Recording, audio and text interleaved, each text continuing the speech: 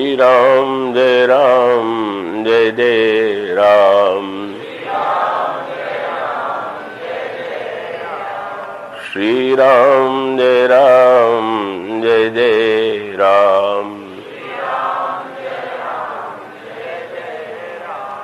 श्री राम जय जय राम।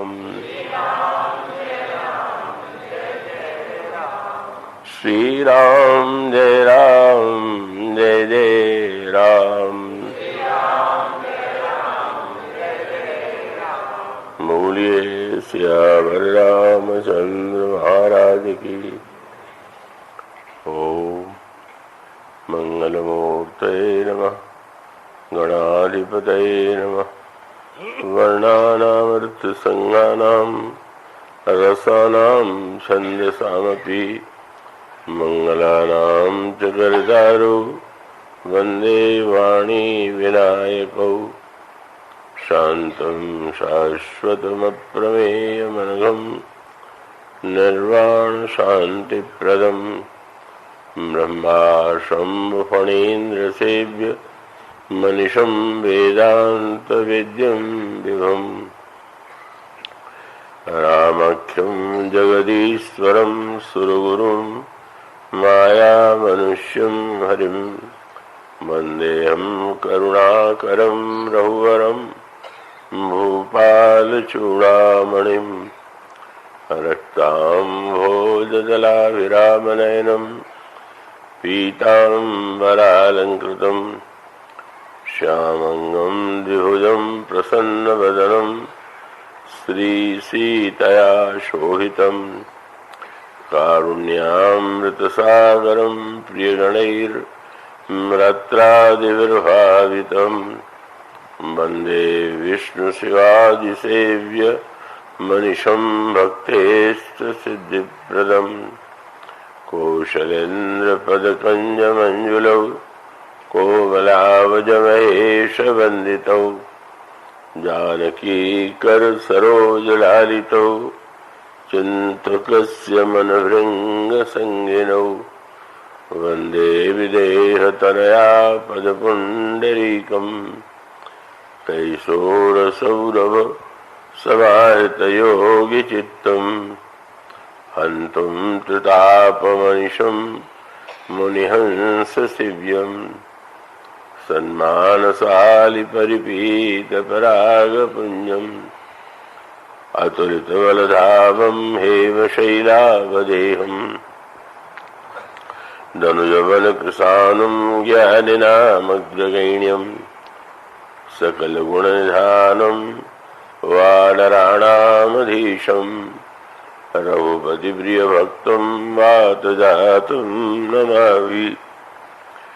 यत्र यत्र रघुनाथकीर्तनं तत्र तत्र कृतमस्तकाञ्जलिं बाष्पवारि परिपूर्णलोचनं मारुतिं नमत राक्षसान्तकं कुन्देन्दुधरगौरसुन्दरं मम्बिकापतिमभीष्टसिद्ध्यदं कारुणिककलकञ्जलोचनं नौमि शङ्करमनङ्गमोचनं प्रभु समर्थ सर्वज्ञ शिव सकलकलागुणधाम योगज्ञानवैराग्यनिधि प्रणतकल्पतरुणां गरुडमहाज्ञानी गुणराशि हरिसेवकयति निकटनिवासी वंशीविभूषितकरान्नवनीरदावात्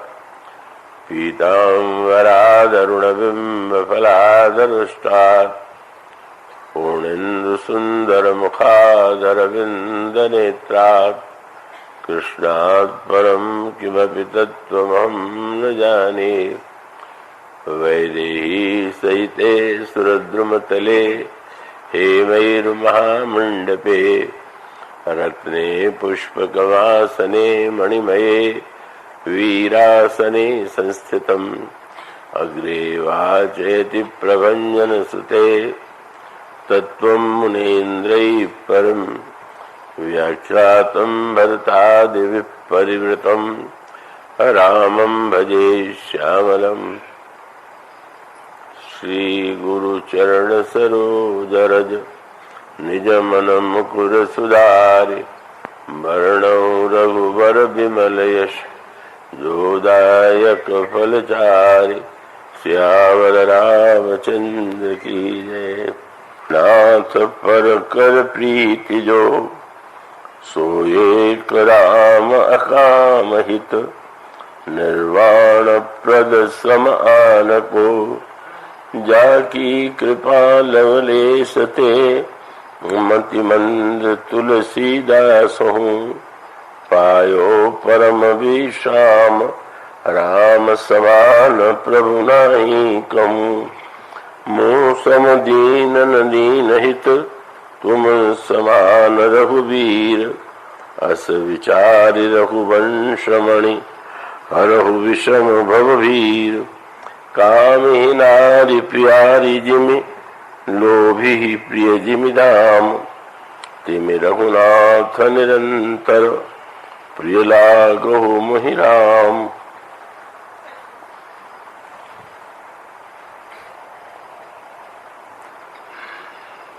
भगवत कथा अनुरागी सज्जनों, भक्तिमती देवियों, तुलसी पंचसती के संदर्भ से जुड़ा हुआ यह प्रसंग, जिसका शीर्षक था है तुलसी के राम, उस संदर्भ से कई दिनों से यह प्रसंग चल रहा है और परसों इसका समापन होगा। वस्तुतः प्रभु के गुण तो अनंत हैं और उन अनंत गुणों का वर्णन किसी व्यक्ति के लिए संभव नहीं है। और अनंत गुणों में भी अगर प्रभु के एक गुण को भी व्यक्ति हृदयंगम करने की चेष्टा करे तो वह गुण ही व्यक्ति के जीवन को धन्य बनाने के लिए यथेष्ट है। भगवान श्री राम के अनेक अनेक दिव्य गुणों का गोस्वामी जी एक शब्द चित्र प्रस्तुत करते हैं। पुष्पवाटिका, धनुष यज्ञ, परशुराम संवाद, भगवान राम के सौंदर्य की पराकाष्ठा पुष्पवाटिका में, श्री राम के शौर्य की वीरता की पराकाष्ठा धनुष यज्ञ में, और भगवान श्री राम के शील, सौजन्य और स्वभाव का चित्र परशुराम और प्रभु के संवाद में पढ़ने को मिलता है। और प्रभु के सभी गुण जो है व्यक्ति को धन्य बनाने के लिए यथेष्ट है। और यदि इसका यत्किंचित रंच मात्र कण भी हम सबके जीवन में आ सके तो उतना ही हमारे लिए यथेष्ट हो सकता है। किंतु उन प्रभु के समस्त गुणों का वर्णन करने के बाद वे जिस बात को सबसे अधिक महत्व देते हैं वह है श्री राम का स्वभाव और शील। शील शब्द छोटा सा है,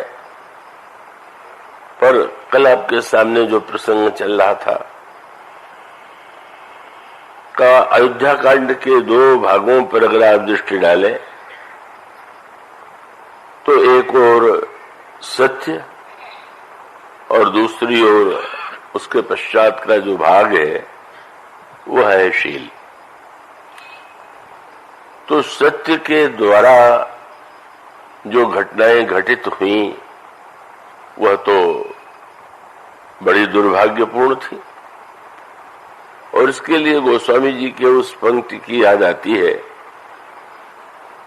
कि नेत्र में जब व्यक्ति अंजन लगाता है तो उसका मूल उद्देश्य होता है कि आंख की ज्योति बढ़े। पर मान लीजिए अंजन अच्छा है कि बुरा है, इसकी वास्तविक कसौटी क्या है? विज्ञापन में लिख दिया गया हो वो तो विज्ञापन में सभी औषधियों पर, वस्तुओं पर लिखा जाता है कि ये बहुत अनोखी ये अंजन है, या अनोखा अंजन है, या सुरमा है, या ये दवा है। लेकिन वो लिखा हुआ वाक्य तो प्रामाणिक नहीं है। प्रामाणिक तो तब है कि जब उसको डालने से हमारे आंख की ज्योति बढ़े, हमारे आंख की ज्योति धूमिल न होने पावे। इसलिए गोस्वामी जी ने जो विनय पत्रिका में एक पद लिखा, और जिसके लिए कहा जाता है कि गोस्वामी जी ने मीरा जी के द्वारा प्रश्न किए जाने पर यह पद उन्हें लिखकर भेजा था। मीरा जी के सामने एक अंतर्द्वंद था। बाल्यावस्था से ही श्याम सुंदर के प्रति उनकी प्रगाढ़ प्रीति, अविचल आस्था, और व्यवहारिक जगत में उनका विवाह हुआ, और विवाह के पश्चात पति की भी मृत्यु शीघ्र ही हो गई। स्वाभाविक रूप से मीरा की जो भावना थी श्री कृष्ण के प्रति, श्याम सुंदर के प्रति बढ़ने लगी। वे संतों के पास जाकर बैठने लगी, मंदिरों में जाकर के दर्शन करते हुए वे भाव के आवेग में नृत्य भी करती हैं। और तब उस कुल में जो उनके देवर थे, और वो उस समय जो वहां पर सिंहासन पर थे, उन्हें तो बड़ा ही अशोभन लगा। उनको लगा कि राजकुल की वधू साधुओं में जाकर बैठे, राजकुल की वधू मंदिरों में जाकर के नृत्य करे, यह तो राजकुल के मर्यादा के सर्वथा अनुकूल नहीं। मीरा जी की जो भावना है वो उनके पदों में भी परिलक्षित होती है। उनको बार बार संकेत किया गया कि यह तो लोक दृष्टि से संगत नहीं है, आपको लज्जा करनी चाहिए। पर उन्होंने यही कहा कि संतन संग बैठ बैठ लोक लाज खोई। और अब तो बात फैल गई, जानत सब कोई। अब तो ये संतों के संग में बैठते बैठते लोक की कोई लज्जा तो मेरे जीवन में नहीं रह गई है, और फिर इसके लिए मैं क्या चिंता करूं। उनके साथ दुर्व्यवहार किया जाने लगा, कष्ट दिया जाने लगा, और तब मीरा के हृदय में एक अंतर्द्वंद उत्पन्न हुआ। राजकुल की मर्यादा जिसमें वे हैं, उसके कुल की मान्यताएं और उनकी श्याम सुंदर के प्रति प्रगाढ़ प्रीति, और तब उनका जो अंतर्द्वंद है उनके उस पद में परिलक्षित हुआ जो प्रसिद्ध है। और वो यही है कि उन्होंने गोस्वामी जी को ये इस रूप में कि कैसे भक्त संत हैं, वे इस विषय में मार्गदर्शन कर सकते हैं, उन्होंने लिखा कि मेरी समस्या ये है कि एक ओर तो कुल के स्वजन हमारे जेते सबनी उपाधि बढ़ाई, और साधु संग अरु हरि भजन में देत कले सदाई। दूसरी ओर बाला पनते मीरा कीन्ही गिरधर लाल मिताई, सो तो अब छूटे नहीं छूटे लगी लगन भरी आई। तो मेरे मात पिता के सम हो हरि भक्तन सुखदाई, मो कहा उचित करीबो है सो लिखिए समझाई। मैं क्या करूं। और तभी कहा जाता है कि गोस्वामी जी ने एक पद मीरा जी को लिख करके भेज दिया। वो पद विनय पत्रिका में बहुधा आप पढ़ते होंगे, जो विनय पत्रिका पढ़ते हैं, जिसमें उन्होंने कहा जाके प्रिय न राम वैदेही तजिए ताही, कोटि वैरी सम यद्यपि परम स्नेही।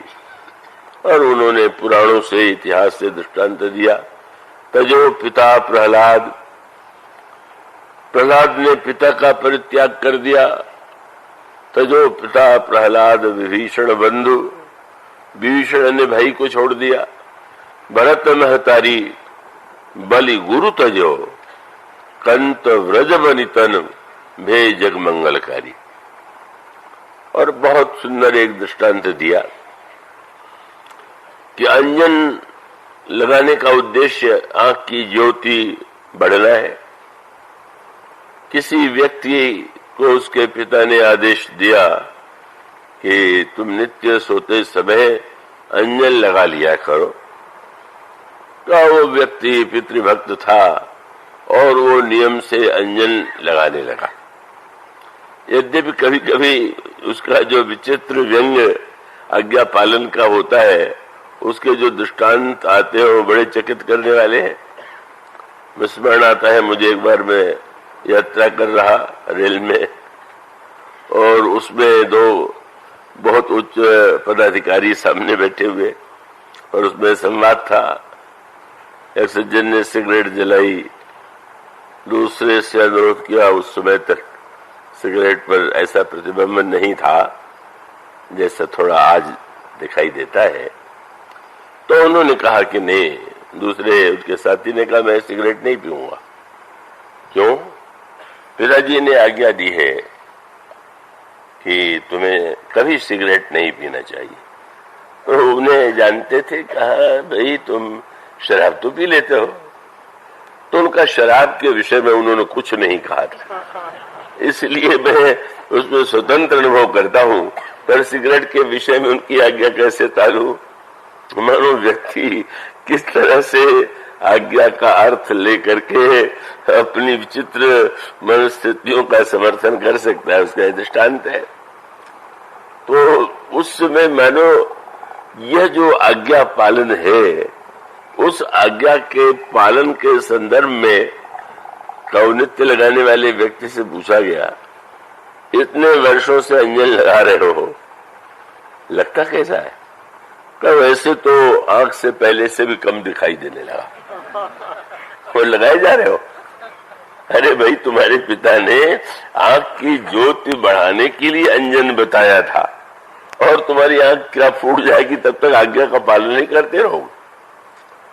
तो गोस्वामी जी ने बहुत सुंदर वाक्य लिखा, ये जो शास्त्रों ने कर्तव्य कर्म धर्म का पालन करने का आदेश दिया, उसका उद्देश्य क्या है? कि उसके द्वारा हमारी दृष्टि जो है पवित्र हो और अंतिम लक्ष्य तो भगवान का साक्षात्कार है। तो वो मानो धर्म अंजन है और ईश्वर की प्राप्ति, ईश्वर का दर्शन उसका लक्ष्य है। पर मीरा जी से उन्होंने कहा कि अब मैं तो यही कह सकता हूं कि अंजन ने कहा, नैन जो फूटे बहुतक कहो कहा लो। अगर धर्म का पालन करने से ईश्वर ही हमसे दूर हो जाए, हम ईश्वर को ही भूल जाए, ईश्वर ही न दिखाई दे, तो धर्म धर्म नहीं कहा जाता है। मीरा जी ने इसके पश्चात तत्काल निर्णय किया परिवार के परित्याग का। इसकी ऐतिहासिकता से कुछ लेना देना नहीं है, पर इसका अभिप्राय है कि वस्तुतः जीवन का जो चरम लक्ष्य है, का जब भी कोई कार्य किया जाए जिसे हम धर्म कहते हैं, तो उसका उद्देश्य तो वही होता है, होना चाहिए। चाहे वो आत्म साक्षात्कार हो, चाहे भगवान का दर्शन हो। पूर्व वशिष्ठ ने इसी की ओर संकेत किया। महाराज इक्ष्वाकु ने प्रश्न किया ब्रह्मा से कि महाराज, मैं पुरोहित के रूप में किनका वर्ण करूं? तो ब्रह्मा ने अपने पुत्र ब्रह्मा वशिष्ठ का नाम लेकर के कहा, वशिष्ठ को तुम ये बाहर सौंपो। जब वे वशिष्ठ के पास गए तो उन्होंने कहा कि मैं तो पौरोहित नहीं स्वीकार करूंगा। पुरोहित दान लेता है, उसके हृदय में इच्छा होती है, यजमान के हृदय में कामना होती है, वो ठीक है। मेरे हृदय में तो कोई कामना नहीं है, मैं पौरोहित क्यों बनूं? लौट आए। निराश इक्ष्वाकु ने ये कहा कि महाराज, उन्होंने तो राज्य लेना, पुरोहित बनना स्वीकार कर दिया। ब्रह्मा ने कहा, अच्छा, मैं अभी ऐसा उन्हें संकेत करूंगा कि वे इस पद को स्वीकार करेंगे। उन्होंने वशिष्ठ से बुला करके पूछा कि यदि ये तुम्हारे जीवन में निष्कामता और त्याग जिसका तुमने वर्ण किया है, इसका कोई उद्देश्य है? उन्होंने कहा इसका उद्देश्य जो है वो ईश्वर को पाना है, ईश्वर का दर्शन है। तो उन्होंने कहा कि मैं तुम्हें एक बात बताना चाहूंगा कि साक्षात ब्रह्म परमात्मा जो है इसी कुल में राम के रूप में जन्म लेंगे। तो तुम त्यागी बनकर के पौरोहित नहीं स्वीकार करोगे तो वंदनीय तो होगे, पर श्री राम का जितने निकट से दर्शन होना चाहिए नहीं कर पाओगे। और तब वो तत्काल समझ गए और उन्होंने अपना यह संस्मरण भगवान श्री राम को सुनाया। जब राज्याभिषेक हो गया और कभी बहुत दिनों के बाद एकांत में गुरुदेव मिले प्रभु से, तो उन्होंने यही कहा कि उपरोहित कर्म अति मंदा, वेद पुराण स्मृति कर निंदा, जब न लेव तब विधि मोही, कहा लाभ आगे सुत तो ही। क्या परमात्मा ब्रह्म नर रूपा, हो ही रघुकुल भूषण भूपा। और तब मैंने तत्काल निर्णय किया मैं पुरोहित बनूंगा। क्यों? बोले तब मैं हृदय विचारा, जोग यज्ञ व्रत दान, जाकह करिय सो पहियऊं, तो धर्म न यही समान। योग यज्ञ व्रत दान से जो ईश्वर प्राप्त होता है इसीलिए उसकी महिमा है, पर अगर पुरोहित बनने से ही यह सौभाग्य मिलने वाला है तो मेरी दृष्टि में इससे बढ़कर के कोई धर्म नहीं। तो इसका अभिप्राय यही कि धर्म की वास्तविक कसौटी केवल यह नहीं है कि आपने क्या सुन लिया है, क्या पढ़ लिया है, आप एकादशी व्रत रहेंगे तो क्या मिलेगा, और कार्तिक अगन में नहाएंगे तो कौन सा वैकुंठ से या स्वर्ग से विमान आवेगा, आप बड़े नियम से करते हो। पर प्रश्न तो यही है कि अंतःकरण शुद्ध हो रहा है कि मलिन हो रहा। वो स्वामी जी दोनों प्रसंगों में कहते हैं। मैं पत्रिका में उन्होंने कहा कि ये जितने साधन हैं सबका उद्देश्य यही तो है कि यह जो सृष्टि दिखाई दे रही है इसको हम देखते हैं जब अशुद्ध अंतःकरण से।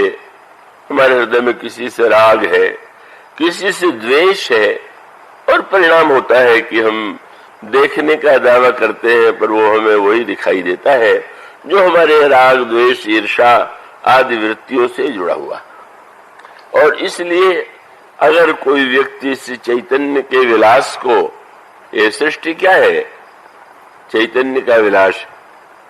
आधुनिक विज्ञान कहता है ये जड़ का विकास।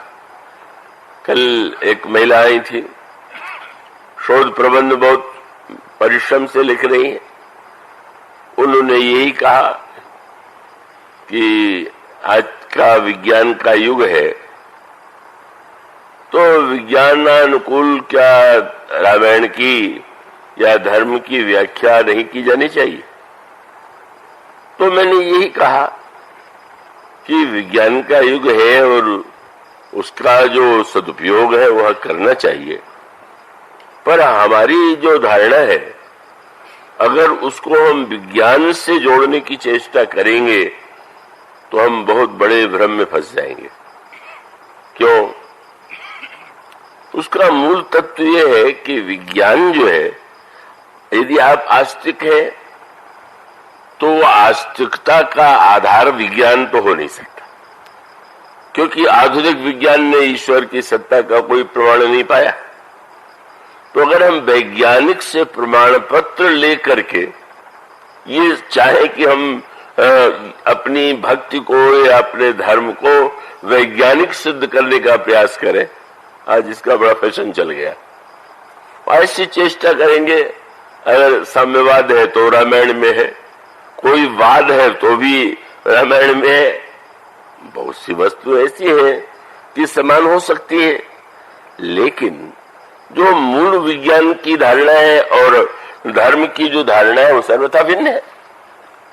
का वस्तुतः भौतिक विज्ञान जो है वो सृष्टि की जो रचना का आधार है वो किसी ईश्वर को नहीं मानता। वो तो ये मानता है कि ये जड़ प्रकृति का विकास होते होते क्रमशः व्यक्ति नीचे से ऊपर कैसे गया, बंदर से मनुष्य कैसे बना, अन्य पशु पक्षियों का किस रूप में विकास या ह्रास हुआ। तो अब वो उस दृष्टि से अगर हम यह चेष्टा करें तो हम ऐसे दलदल में फंसेंगे कि जो अत्यंत घातक होगा। विज्ञान का प्रमाण पत्र लेने की हमें क्यों चिंता होनी चाहिए? जो उसका विषय है का जब हम किसी डॉक्टर के पास जाते हैं तो डॉक्टर जिसका विशेषज्ञ है हम उस विषय में ही तो उसका परामर्श लेंगे। केवल बहुत बड़ा उसके पास अगर उसके पास डिग्री हो, प्रमाण पत्र हो, तो क्या वो हर विषय में जो कहेगा वही प्रमाण माना जाएगा? मुझे स्मरण आता है काशी में एक महानतम वैद्य थे, अभी बहुत दिन नहीं हुए होंगे, शायद 70, 80, 90 बरस के भीतर ही है, त्र्यंबक शास्त्री, बड़े विद्वान, आयुर्वेद के महापंडित, और औषधि उनकी बड़ी अचूक। पर बहुधा लोग उनके पास जाया करते थे उस समय जब किसी प्रकार से रोग दूर न, और थोड़ा वे कटुभाषी थे। तो जब भी कोई इस प्रकार का रोगी आता तो कहते थे कि बहुत अच्छा किया तुम यहाँ आ गए। तो उन्होंने सोचा होगा कि त्र्यंबक की दवा से ठीक हो जाऊंगा तो ठीक है, ये नहीं काशी में मरेंगे भी तो मुक्ति ही मिलेगी। उनका व्यंग था, ऐसे स्वभाव था उनका बना हुआ। तो वहाँ उस समय तो अंग्रेजों का शासन था, वहाँ का जो कलेक्टर था वो भी अंग्रेज था। वो बहुत अस्वस्थ हुआ, उसकी दवा की गई, लंदन से भी डॉक्टर आए पर वो दूर अच्छा ही नहीं हो रहा था। तो बारह दर्जे किसी ने कह दिया वो त्र्यंबक शास्त्री को भी क्यों न दिखा लिया जाए। तो त्र्यंबक शास्त्री जी से कहा गया और आगे आने के बाद उन्होंने देखा, रोग दवा दिया और वो 10 दिन में ही स्वस्थ हो गया। उस समय जो वहां पर सिविल सर्जन था वो बड़ा चकित हुआ और उसने एक कागज लिखा और शास्त्री जी को पढ़ाया। शास्त्री जी अंग्रेजी तो नहीं जानते थे, पूछ दिया ये क्या है? मैं आपके योग्यता के लिए प्रमाण पत्र दे रहा हूं कि आप बहुत बड़े योग्य वैद्य हैं। उन्होंने उस प्रमाण पत्र लोग के तुरंत फाड़ दिया, फेंक दिया। तुम्हारा प्रमाण पत्र मैं लूंगा, जिस रोग को तुम समझ पाए नहीं, दवा कर नहीं पाए, अब उसके बाद मैं तुमसे प्रमाण पत्र लेकर के सिद्ध करूंगा कि मैं योग्य वैद्य हूं। मानो उनको विश्वास था, वो निश्चय मैंने ये दूसरों से प्रमाण पत्र पाने का है जो रोग है कि हमको लोग मान ले कि हम बड़े बुद्धिवादी या बड़े वैज्ञानिक हैं, वो कभी कभी लोगों से यही सिद्ध करता है कि लोगों की कितनी आस्था में दुर्बलता है। वो विषय अलग है और ठीक है, अपने स्थान पर विज्ञान की महिमा को स्वीकार करने में कोई आपत्ति नहीं, पर जो मूल धारणा है वो तो सर्वथा भिन्न है। अगर डार्विन का विकासवाद और उसको सिद्ध करने की चेष्टा करें कि रामायण के जो बंदर थे वो भी विकास क्रम में बाद में मनुष्य बन गए, तो बहुत ही हास्यास्पद चेष्टा होगी जैसी कभी कभी की जाती है। इसलिए विज्ञान की धारणा है यह सृष्टि जो है इसके मूल में कोई चैतन्य ईश्वर नहीं है, ये जड़ वस्तुओं का, जड़ का जो परमाणु है उनका मिलन और उसकी प्रक्रिया है जिसमें विकास क्रमशः होता है। और आस्तिक धारणा यह है कि इसके मूल में ईश्वर है, ये जड़ का विकास नहीं है, चैतन्य का विलास। अब अगर देखें तो जड़ के विकास का क्रम एक जीवन में दिखाई भी देता है। एक गर्भ में शिशु जब धीरे धीरे आता है भ्रूण के रूप में और जब क्रमशः वह बढ़ता है तो एक क्रम है, इतने महीने में इस रूप में बालक जो है पूरी तरह से विकसित होगा, फिर उसका जन्म होगा और उसको आप जो पालन पोषण और वस्तुएं देते हैं स्वस्थ होता है, आगे बढ़ता है। तो शरीर के संबंध में इस प्रकार का विकास जो है वो तो प्रत्यक्ष दिखाई देता है। अनेक अनेक वस्तुओं में भी वह जड़ की जो विकास की प्रक्रिया है वो दृष्टिगोचर होती है, किंतु इसके अंतरंग में जो एक महानतम सूत्र है और उस सूत्र को बार बार दोहराने की चेष्टा की गई का उसको आप यूं इस दृष्टि से देखें, यह जो शरीर के विकास की प्रक्रिया है, क्या आत्मा में भी कोई विकास और ह्रास होता है क्या?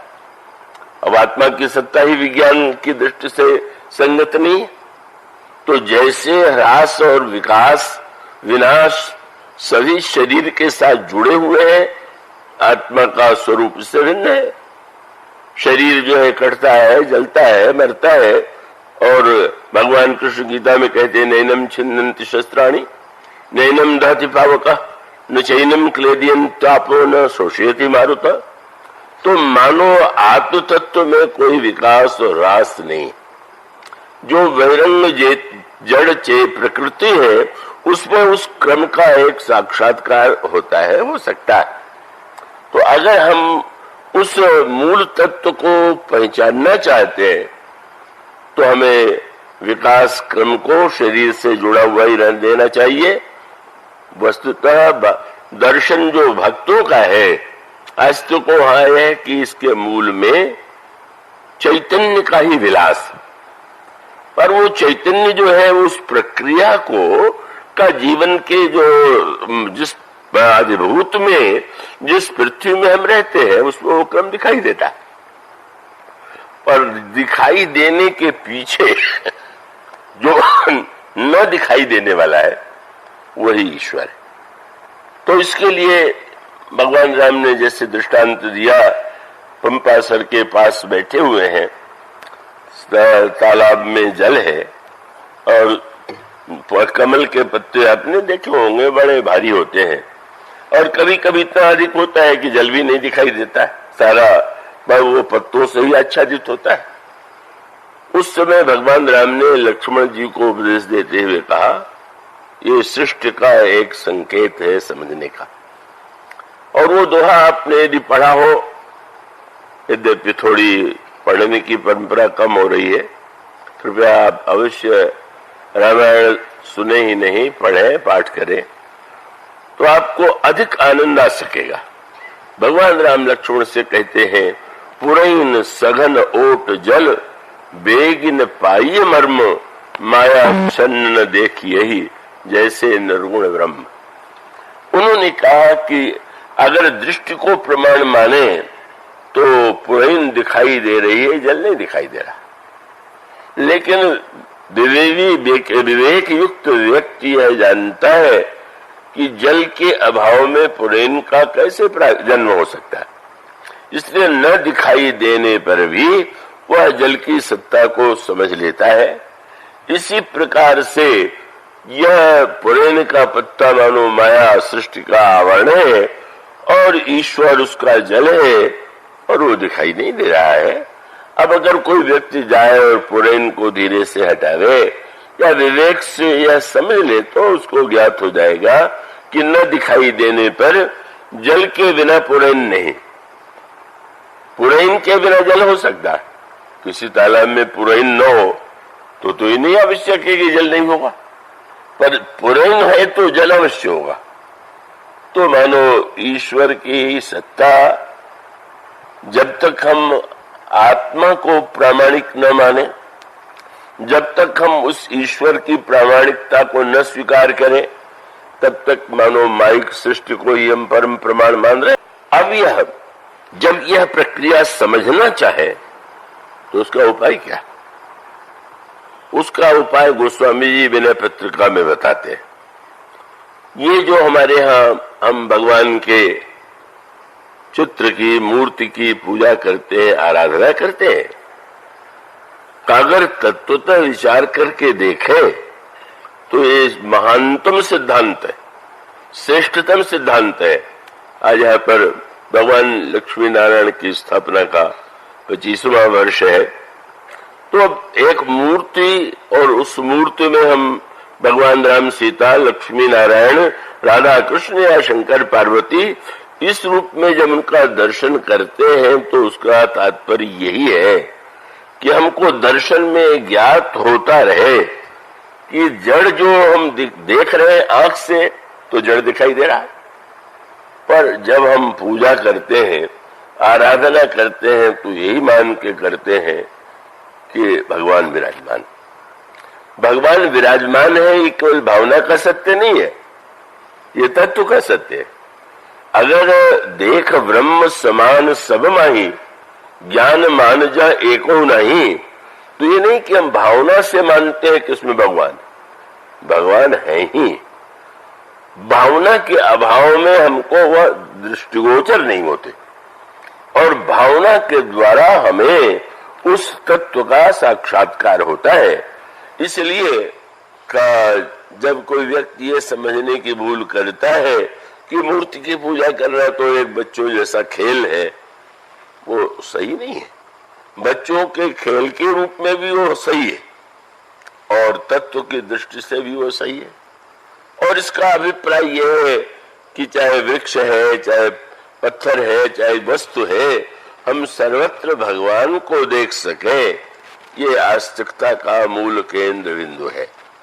ज्ञान की परिभाषा भी यही। तो ऐसी स्थिति में यह चैतन्य का विलास, जैसा कि रामायण में आप देखते हैं, श्री किशोरी जी जाती हैं, मूर्ति की पूजा करती हैं।